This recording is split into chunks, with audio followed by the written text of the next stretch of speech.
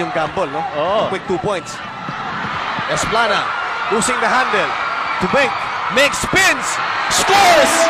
4 quick points, has cut down his lead to just 4. And Tanduay showing some toughness in the end.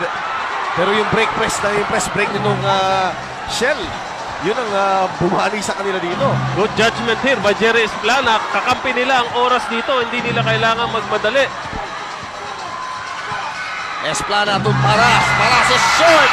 Rebound Jackson. Pick out. And that would have been the play of the game. Oo. The rebound of the game by Chris Jackson. Grabe. Ito pong mga kaibigan natin sa Ormoc. Napakaswerte. Swerte sila.